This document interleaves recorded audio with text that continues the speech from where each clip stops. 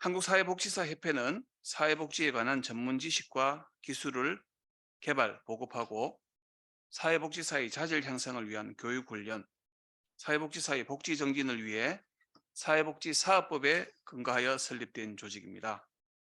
오늘 간담회에 나오신 두 번째 후보자를 소개해 드리겠습니다. 기호 5번 공상길 후보입니다. 후보자의 양력 및 공약 사항은 사전에 준비한 PPT 영상 조례를 통해 1분간 대신하겠습니다.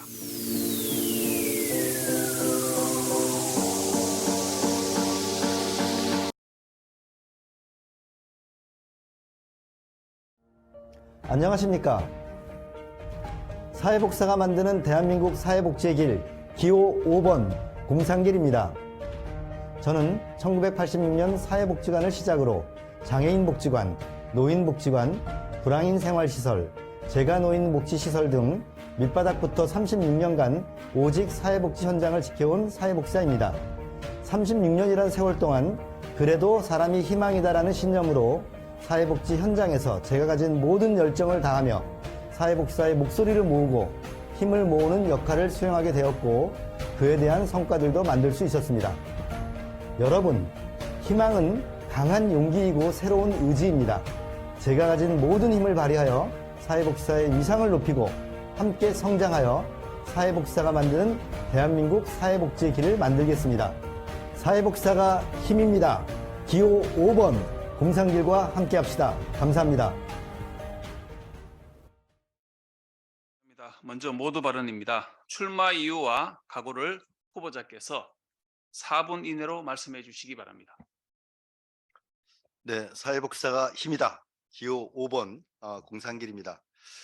저는 앞서 그 영상에서도 얘기했듯이 사회복지 실천 현장에서 36년째 밑바닥부터 사회복지사로 일을 해왔습니다. 이러한 가운데에서 사회복지사가 느끼는 여러 가지 어려움, 현실적 고통 이런 것들을 누구보다도 잘 알고 있습니다. 사회복지사는 이러한 어려움에 대해서 함께 문제를 해결해 줘야 합니다. 사회복지사는 클라이언트들을 위해서 많은 일을 하고 있는데 정작 사회복지사 자신은 보호받지 못하는 그러한 어려움이 있다고 느껴집니다. 저는 이러한 부분의 역할을 사회복지사 협회가 해주어야 한다고 생각합니다. 그러나 한국사회복지사협회는 이전까지의 역사를 보아왔을 때 그들의 진영 논리와 이념에 대한 부분만을 얘기했고 그 이념에 대한 부분과 진영 논리 또한 사회복지사 협회장의 어떤 정치적인 참여를 목적으로 사회복지사가 이용당하는 이런 안타까운 일들이 있었습니다. 저는 이제는 협회가 사회복지사만을 위해서 일하는 그런 협회가 되어야 한다고 생각합니다.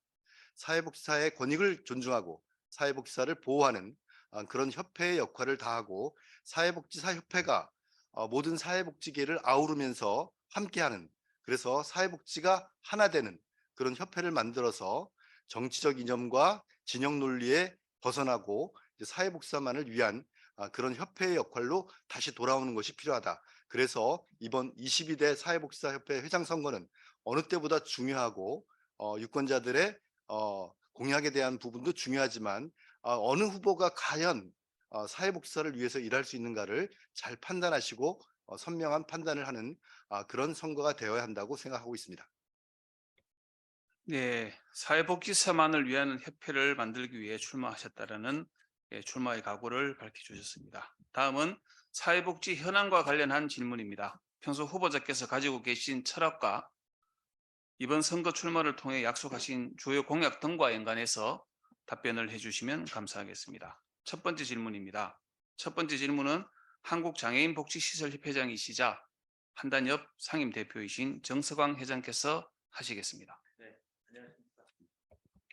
안녕하십니까. 예. 첫 번째 공통 질문 드리겠습니다. 예, 우리나라 사회복지 현장의 가장 중요한 문제점과 과제는 무엇이며 그것을 해결하기 위한 한국사회복지사 협회의 역할은 무엇이라고 생각하십니까? 네, 사회복지사는 여전히 소외계층과 사회적 약자에 대한 부분을 대변하는 역할을 해야 한다고 생각합니다. 저는 한국사회복지사 협회장으로 출마한 후보자이기 이전에 한 명의 사회복지사로서 최근에 벌어진 신촌 사건이라든가 인천 사건들에 대한 부분을 보면서 정말 사회복지사로서 가슴 아픔을 느끼고 있습니다. 이전에 박원순 시장이 서울시장으로 재직할 당시 송파 세모녀 사건이 발생되었습니다. 송파 세모녀 사건은 어떤 문제에서 발생된 것일까요? 결국 사회적 약자에 대한 부분을 공공기관에서 커버할 수 없었다는 현실이고요. 이러한 문제를 해결하기 위해서 박원순 시장은 청책 토론회를 가졌습니다. 정책 토론회가 아니라 듣겠다라는 청책 토론회였습니다. 성산종합사회복지관에서 개최된 이 회의 1박 2일 동안의 회의를 통해서 서울시는 찻동 사업을 만들어냈습니다. 찾아가는 복지 서비스를 하겠다라는 주장입니다. 이러한 부분에 있어서 민간단체에서는 이것을 사례관리의 업무를 기존의 민간단체가 하던 역할을 민간에다가 인력을 보강해서 하는 것이 바람직하다고 제안하였습니다. 그러나 결국 동주민센터를 중심으로 찻동 사업이 시행되고 결국 동주민센터에 6명의 사회복지사를 배치하게 됩니다. 그러나 결론적으로 행정적인 부분에서 그 인력이 쓰여지게 되고 잡을 쉐어링하는, 그러니까 업무를 나누는 그런 형태가 되고, 민간은 여전히 또 사례관리에 대한 업무는 여전히 종합사회복지관, 노인복지관, 장애인복지관으로 떨어지게 됩니다. 저는 이러한 현상에서 민간과 공공의 거버넌스를 어떻게 볼 것인가가 굉장히 중요하다고 봅니다. 최근에 사회복지계의 가장 안타까운 것은 소위 진보라고 얘기하는 몇몇의 진보 계층이 교수나 몇몇 입안자들이 사회복지 정책을 만들어서 마치 현장에다 뿌리듯이 이렇게 내려치는 그런 현상인데요. 이것은 현장을 전혀 고려하지 않은 그런 정책이라고 봅니다. 현장에 답이 있습니다. 현장과 소통해야 합니다. 사회복지 현장에서 벌어지는 모든 부분들을 정책으로 만들어낼 때 이러한 문제가 해결된다고 볼 수 있습니다. 그러므로 저는 최근에 우리 사회복지 현장에서 가장 아픈 부분은 선별주의 보편주의적 논쟁이 아니라 결국 맞춤형 복지 서비스를 어떻게 하느냐, 그것은 민간이 가장 잘할 수 있습니다. 오랜 전통과 역사를 갖고 있기 때문에 그러합니다. 전문성, 유연성 이런 것들을 갖고 있는 민간단체를 존중하면서 공공과 민간이 협력해 나가는 것이 바람직하다. 그것이 효과적이다라고 생각하고 있습니다. 네, 일부의 의견을 마치 전체의 의견인 양 정책을 뿌리는 것이 가장 큰 문제인데, 이런 부분들은 민간이 발빠르게 대처할 수 있기 때문에 민간이 가장 잘할 수 있는 그런 부분들로 사회복지사 협회의 역할을 채워나가시겠다고 말씀을 해주셨습니다. 다음은 두 번째 질문 드리겠습니다. 두 번째 질문은 한국재가노인복지협회장이시자 현 한단협 공동대표이신 김양희 회장께서 하시겠습니다. 네, 안녕하십니까. 네, 후보님 수고 많으십니다. 제가 두 번째 질문 드릴 내용은 우리 한국사회복지사협회가 당면한 여러 과제가 있을 텐데요. 가장 시급한 과제 우선순위에 따라서 그 과제와 해결 방안에 대해서 한 3가지 정도 답변 듣고 싶습니다. 이상입니다. 예, 감사합니다. 질문 감사합니다. 저는 3가지로 보고 있는데요. 그 3가지 중에 하나가 현장과의 소통에 대한 문제입니다. 협회와 회원 간의 소통의 문제가 심각하고요. 두 번째가 권익 향상에 대한 부분에서 얼마나 협회가 치열하게 고민하고 있는가라는 점이고요. 세 번째가 대외 협력에 대한 방안을 과연 어떻게 협회가 추진하고 있느냐, 이 3가지로 보고 있습니다. 간단하게 준비된 자료를 중심으로 설명드리도록 하겠습니다. 먼저 회원과의 소통에 대한 문제인데요. 네, 회원과의 소통의 문제인데요. 제가 전국을 돌면서 사회복지사들과 많은 대화를 나누어 봤습니다.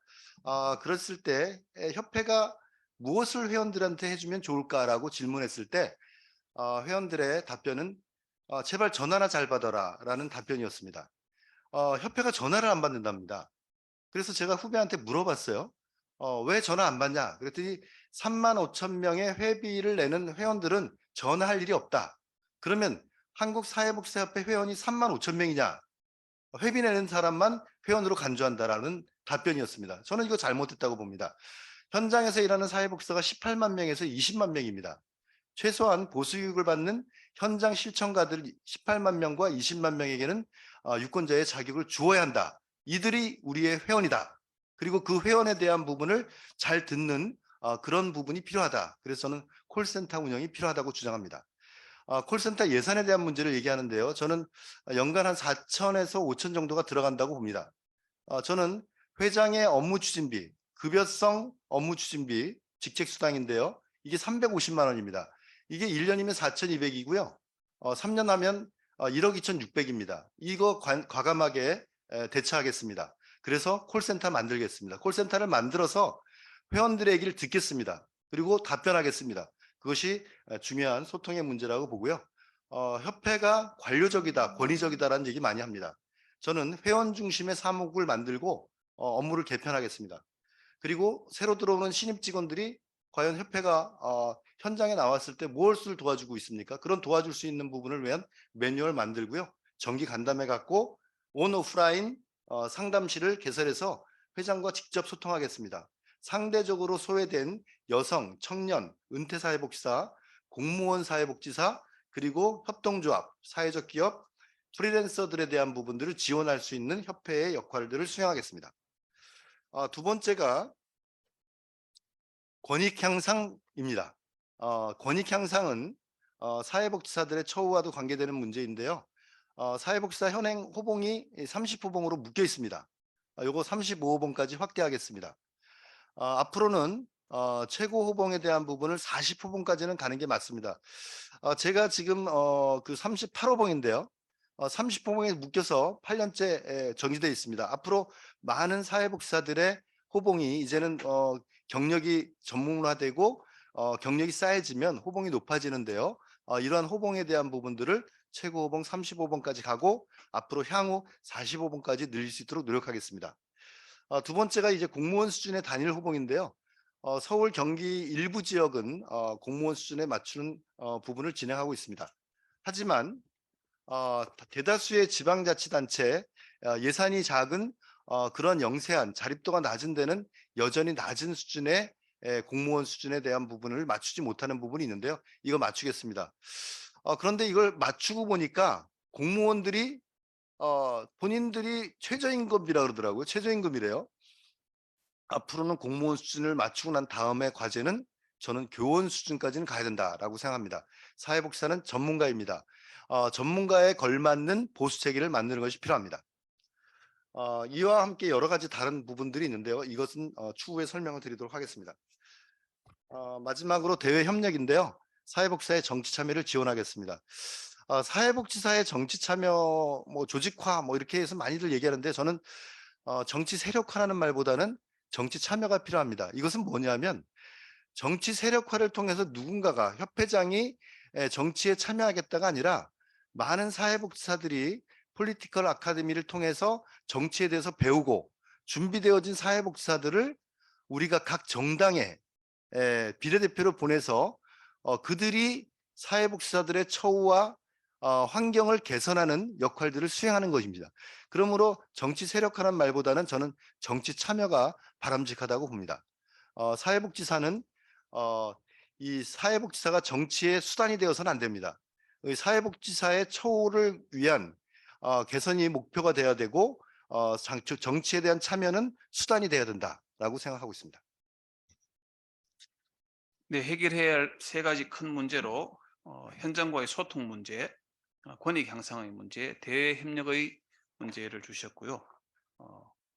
회원뿐만 아니라 현장에서 봉사하시는 모든 복지사가 회원이다라는 감명 있는 말씀도 주셨던 것 같습니다. 다음은 세 번째 질문 드리도록 하겠습니다. 세 번째 질문은 노인종합복지관 협회장이시자 한단협 공동대표이신 박노숙 회장께서 하시겠습니다. 네, 공상길 후보님 잘 듣고 있습니다. 현장에 답이 있다는 말씀에 동의를 합니다. 민과 간의 협력과 협의가 수평적일 때 현장에 답이 있다라는 그 말씀이 가능하다라고 보는데 그것이 이제 조건이 될 수가 있습니다. 조건 중에 하나는 사회복지사들의 처우 개선이라고도 생각을 할 수 있는데요. 원래 사회복지사 처우 개선과 관련돼서 내년도 예산에 1272억 원이 보건복지위원회에 이제 통과가 됐습니다. 이 예산이 국회 본회에서 통과될 수 있도록 어떤 노력과 어떤 역할을 할 수 있는지 간략하게 대답해 주시면 고맙겠습니다. 예, 사실은 뭐 저 혼자 제가 뭐 슈퍼맨도 아니고요. 저 혼자 해결될 수 있는 문제는 아닙니다. 각 직능단체 한단협과 긴밀하게 소통해야 될 것 같고요. 저는 그러한 경험이 있습니다. 제가 서울시 사회복지관 협회장을 2010년도부터 15년도까지 5년 동안 했는데요. 그 당시 오세훈 시장하고 작업을 했습니다. 오세훈 시장 임기 5년 동안 사회복지사 급여가 동결되었습니다. 그래서 너무 안타까워서 사회복지관 관장 65명을 모아서 코리아나 호텔에서 조찬회의를 했습니다. 조찬회의를 통해서 오세훈 시장을 불러내고 관장님들한테 5만 원씩 그 사비로 갖고 오게 해서 조찬회의를 하게 됩니다. 그리고 그 오세훈 시장이 시장 출마를 다시 나오게 됐고 저희가 한 30명 정도의 선거 캠프에 참여를 시켰고요. 상대방 후보도 물론 한 15명 참여를 했습니다. 그때 뭐 거의 그 오세훈 시장에 대해 많이 했던 것은 당선 확률이 일단 높았기 때문에 그러했습니다. 그러고 약속을 받아냈죠. 그래서 약속을 받아낸 것이 사회복지사 처우 개선, 공무원 수준의 95%까지 향후 5년 이내에 맞추겠다. 이런 공약을 받아내고 그것을 서울복지재단의 이순성 박사 팀에게 용역을 의뢰해서 그 다음에 정권이 바뀌게 되고 갑작스럽게 나타난 그 박원순 시장도 그 부분을 수용해서 저희가 현실적으로 만들어낸 과거의 경험이 있습니다. 저는 예산의 문제는 의지의 문제다라고 생각합니다. 그리고 정치적 판단이 중요하다. 그렇게 하기 위해서는 저는 사회복지계가 한 목소리를 내야 된다라고 생각합니다. 지금 그 한국사회복지사협회가 거의 외딴 섬처럼 혼자서 떨어져 있는 것 같은 안타까움을 느낍니다. 이 부분은 여러 가지 부분이 있겠지만 특히 몇몇의 어떤 진보적 성향을 가진 분들의 독단적인 행동이 이러한 문제를 만들었다고 저는 생각하고 있습니다. 사회복지는 하나가 돼야 합니다. 협의회, 한국사회복지사협회, 한단협, 그리고 한종사협 이런 사회복지에 관련된 여러 단체들과 함께 힘을 모아야 합니다. 그 힘이 모였을 때 우리는 무서울 것이 없습니다. 그러므로 한 목소리를 내는 노력 이것이 필요합니다. 서울시의 경험에서 저는 그 많은 것을 느꼈는데요. 행정 관료들은 이것을 분열시키기 위해서 여러 가지 수법을 핍니다. 이것을 관료의 교활함이라고 저는 표현했는데요. 사회복지계가 서울에 있는 사회복지계가 하나로 뭉쳐졌을 때 그래서 서울시 사회복지단체 연대회의를 만들었고 그 연대회의를 통해서 한 목소리를 내면 서울시가 말을 듣습니다. 마찬가지입니다. 한국사회복지사협회가 중심이 되고 한단협과 협의회 그리고 한종사협 등 사회복지에 관련된 여러 단체들이 한 목소리를 낸다면 우리는 무적이다. 이것을 반드시 실현낼 수 있다라고 생각하고 있습니다. 네, 세 번째 질문에 대해서는 단일 대우를 형성해서 힘을 모으는 데 최선의 노력을 다하시겠다. 그러면 반드시 이루어질 수 있다라는 약속을 하셨습니다. 다음은 네 번째 질문 들어가도록 하겠습니다. 네 번째 질문은 한국정신요양시설협회장이시자 한단협 공동대표이신 하정두 회장께서 하시겠습니다. 예, 공상길 후보님 한사협 회장 출마를 축하드리겠습니다.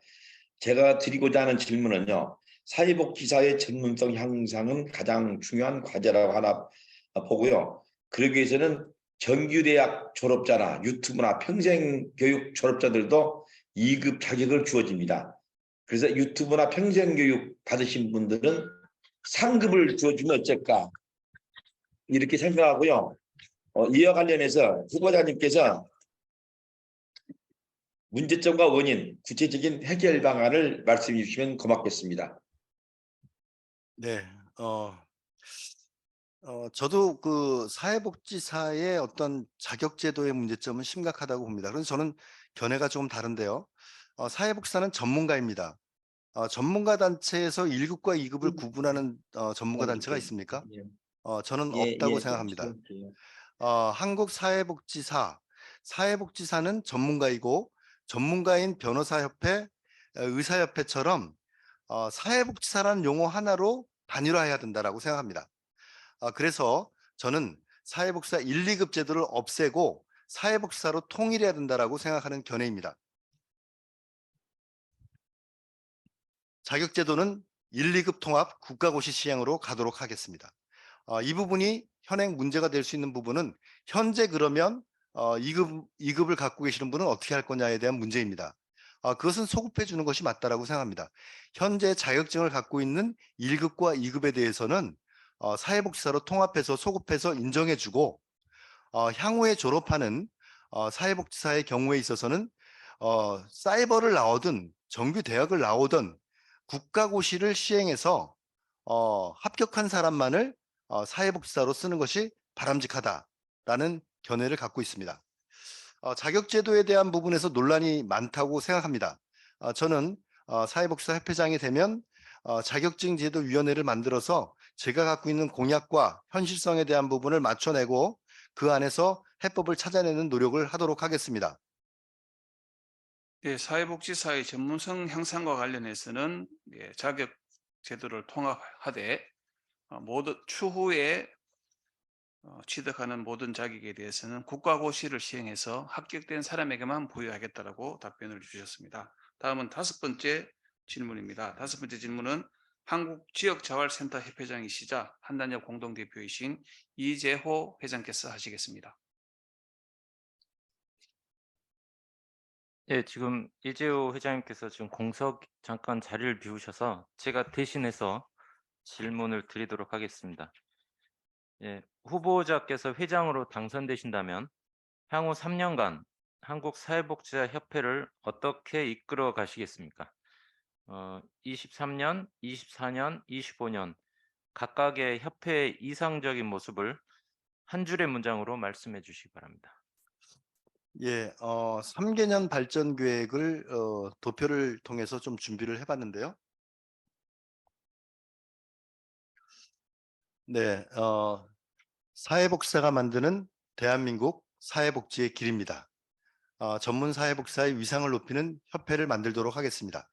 2023, 2024, 2025년에 3개년 계획을 도표로 만들어 봤는데요. 2023년도에는 기반을 만드는 해로 잡겠습니다. 그리고 본격적인 활동을 전개하는 2024년 그리고 정착 도약의 2025년도로 잡았습니다. 혁신의 주체가 되는 것이 2023년도의 슬로건이고요. 소통과 참여를 통한 활동 전개 그리고 정책 도약에 대한 부분은 정착 도약에 대한 부분은 상생과 성장으로 표현하였습니다. 기반 조성에서는 시스템에 대한 부분을 좀 정비할 필요가 있습니다. 그리고 2024년도에 공개적 모니터링과 활성화를 만들겠습니다. 이 공개적 모니터링이라는 것은 저는 공약에 대한 부분을 누구나 할 수 있습니다. 하지만 공약이 시행되는가에 대한 부분을 확인하는 모니터링 제도를 반드시 만들겠습니다. 그래서 회원들께 공약이 어떻게 만들어졌고 그것이 어떻게 진행되고 있는가를 프로세스로 상세히 설명해서 회원들이 이해할 수 있도록 만들겠습니다. 예, 3개년 발전 계획은 기반 조성, 활동 전개, 정책 도약으로 간략하게 잘 설명해 주신 것 같습니다. 다음은 6번째 질문입니다. 한국 시니어 클럽 회장 겸 한단협 상임대표이신 김정호 회장께서 하시겠습니다. 예, 공상길 후보님 고생 많으십니다. 소위 말해서 메이저급 협회 단체가 되면 참 협치하기가 참 힘들어집니다. 우리 한국에도 사협회가 있고 복지협의회가 있고 우리 한단협도 있고 합니다. 이렇게 뭔가 좀 같이 아까 앞서 말씀하신 것 중에 같이 힘을 합해서 나가야 된다는 좋은 말씀 해주셨는데 평상시 우리 공상길 후보님께서 생각하시는 우리 한국 사회복지시설 단체 협의회에 대한 평상시 생각을 좀 듣고 싶으시고요. 또 만일에 회장으로 당선이 되신다면 어떤 방법으로 우리 한단협과 협치를 하시면서 현안 문제를 해 나가실지 한번 여쭤보고 싶습니다. 네, 그 사회복지사들을 위한 권익 옹호를 위한 것이 협회의 역할이기 때문에 다른 단체, 뭐 종교 단체 등과 일정한 거리를 두고 하겠다라는 발상 자체가 저는 잘못됐다라고 생각합니다. 한국사회복지단체연대회의 이 부분에 대한 내용과 또 시설협의회, 한국사회복지시설협의회가 갖고 있는 중요한 역할이 있습니다. 우리나라의 사회복지는 민간에 의해서 출발을 합니다. 국가가 제도로 만들기 전에 선의의 뜻을 가진 선각자들 그리고 종교적 그런 신념을 가진 수도자들이 사회복지를 출발하게 됩니다. 그렇게 만들어진 것이 사회복지시설이고 법인입니다. 이러한 역할들을 국가가 어느 순간에 마치 그 살만하니까 조강지처를 버리듯이 이렇게 홀대하는 형태를 많이 보게 되는데요. 공공성 강화라는 미명하에 사회복지시설을 배척하고 또한 사회복지시설에 정말 열정을 갖고 참여하는 법인들 이런 부분들을 폄하하고 이러한 부분들은 누구에 의해서 만들어졌을까를 잘 생각해 보아야 합니다. 앞서 얘기했듯이 저는 정책을 만드는 소수의 계층, 진보를 표방하는 교수와 몇몇 실천가들이 우리나라의 사회복지를 이렇게 갈라치게 한 것이 아닌가라고 보는 견해입니다. 이 부분은 정말 위험합니다. 저는 그래서 한국사회복지시설단체협의회가 역할하고 있는 부분들에 존중을 하고요. 한국사회복지사협회는 한단협과 연대하고 함께 하겠다라는 말씀을 드리고요. 앞서 얘기했듯이 사회복지는 하나입니다. 하나로 합쳐져도 힘을 그 하나로 모아야만 힘을 발휘할 수 있음에도 불구하고 이러한 부분에서 어느 정도 거리를 두고 한국사회복지사협회가 따로 노는 형태를 보였기 때문에 저는 여러 가지 갈등과 문제를 야기시켰다라고 보는 견해입니다. 이렇게 얘기하면 마치 사회복지사들에 대한 부분을 폄하하는 것 같이 느끼지만 사회복지사들이 일하는 터전이 사회복지시설이고 그 시설을 관장하는 것이 법인입니다. 왜 우리가 서로 적대시하고 폄하하게 되어야 할까요?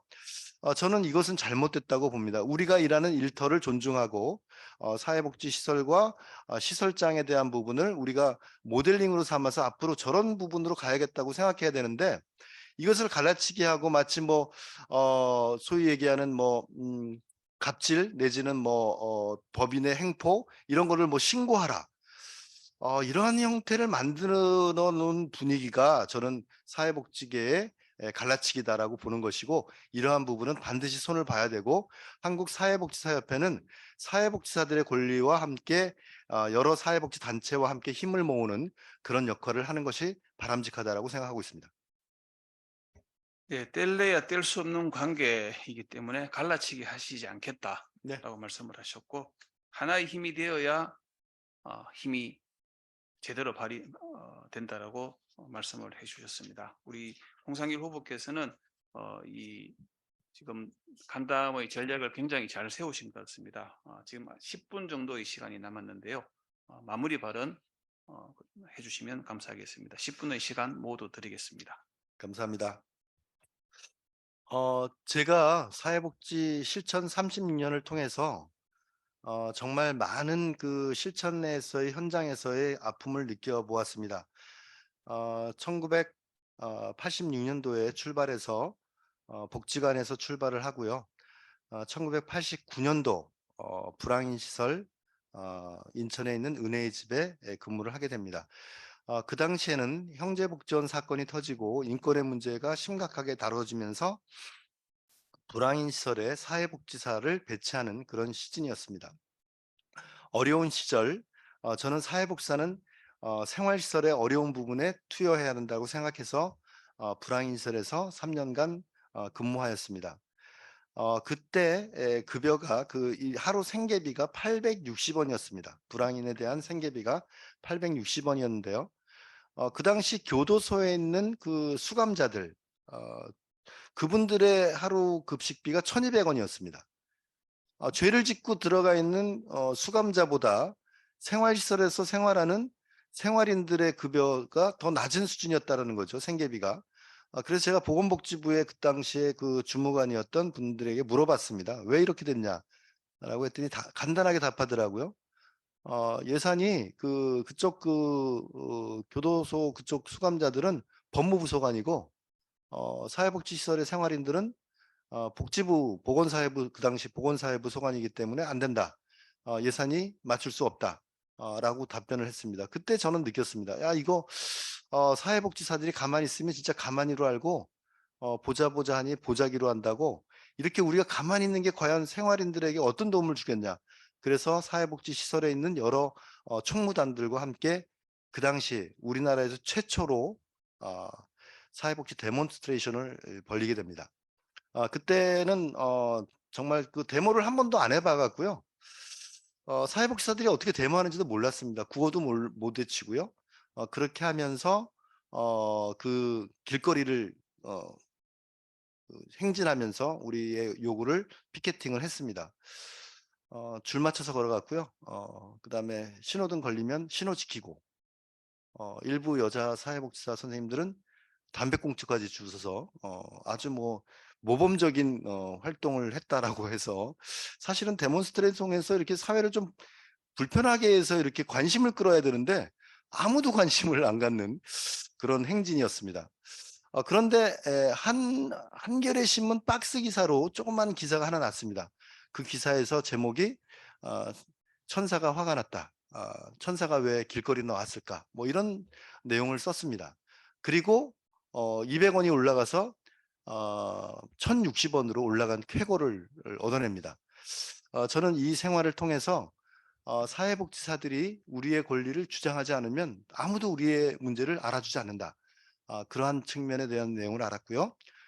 그리고 사회복지계의 서울복지재단의 사회복지 비전문가인 부분이 박미석 씨가 대표가 되면서 사회복지 비전문가 퇴진운동을 명동성당에서 6개월 동안 펼치게 됩니다. 그때 투쟁 부위원장 했습니다. 그때 뭐 서울시에서 압력이 많이 들어왔습니다. 법인으로 들어와서 조계종 쪽에 들어와서 조계종에 소속되어 있는 공상길 부장이 저기 자꾸 바깥에서 저렇게 투쟁을 하고 있으니 좀 그렇게 하지 못하도록 해달라, 법인에 요구를 했습니다. 그리고 스님께 전화가 왔어요. 서울시에서 이런 연락 왔는데 기죽지 말고 열심히 해라. 그래서 열심히 투쟁해서 결국 그 우리가 얻어내고자 하는 사회복지관에 대한 운영비 현실화, 그 당시 1억씩 들었는데요. 그런 것도 끊어냈습니다. 제가 왜 이런 제 나름대로의 얘기를 하냐면, 저는 현장에서 36년 동안 현장에서의 부분을 일을 해온 사람입니다. 현장에 답이 있다라고 말씀드렸습니다. 다른 후보 훌륭합니다. 다른 네 명의 후보와 함께 저는 선거운동을 하는 것이 굉장히 영광스러웠고 고마웠습니다. 하지만 사회복지사의 문제를 가장 잘하는 사람이 누구이겠습니까? 실천 현장으로 밑바닥부터 일해온 30년 동안 일해온 저 공상길입니다. 기호 5번입니다. 저는 사회복지 실천 현장의 고민을 너무나 잘 알고 있습니다. 12월 7일 사회복지사 협회 회장 선거입니다. 12 빼기 7을 하니까 5가 나오더라고요. 이건 제 나름대로의 제 해석인데요. 5번이 정답입니다. 5번을 뽑아야 합니다. 이번에 굉장히 중요한 선거입니다. 한국 사회복지사 협회가 협회가 주인이 되고 사회복지사가 주인이 되고 사회복지사가 하나 되고, 그 하나 되는 힘이 우리의 환경을 바꿀 수 있다. 저는 그래서 연대와 협력을 통해서 사회복지가 하나가 되는 부분으로 가겠다. 여러 좋은 후보님들의 공약 얼마나 고민해서 만들었겠습니까? 그 공약 꼼꼼히 살피겠습니다. 그리고 그 공약을 실천하는 부분에 있어서의 모니터링을 만들어서 어떻게 진행되는지를 꼬박꼬박 회원들에게 보고하겠습니다. 아울러 한국사회복지사협회의 수석 부회장은 저는 중간관리자를 시키겠습니다. 제가 이번에 선거하면서 조직도를 어느 후보가 만들어서 공포했다가 사회복지계에 굉장히 불편한 부분을 만들었는데요. 사회복지사가 갈라치게 되면 안 됩니다. 이렇게 물론 뭐 후보 입장에서야 여러 사람들이 나를 돕는다라고 하는 것이 정치적인 힘이 되고 또 벗어나지 못하게 하는 굴레를 만들 수 있겠죠. 그렇지만 그 피해는 고스란히 사회복지사에 갑니다.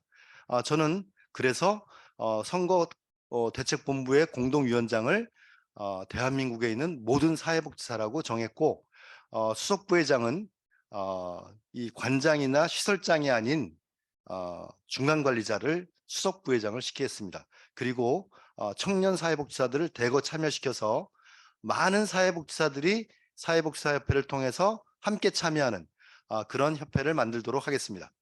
여러분, 기호 5번 공산길과 함께 합시다. 감사합니다. 네, 지금까지 기호 5번 공상길 후보와의 간담회였습니다. 유권자 여러분들에게 많은 참고가 되셨기를 바랍니다. 기나긴 선거 기간 동안 전국을 오가시면서 노력하시는 우리 공상길 후보님 오늘 참석해 주셔서 감사드리고요. 이 참석해 주신 공상길 후보님 위해서 큰 박수 부탁드리겠습니다.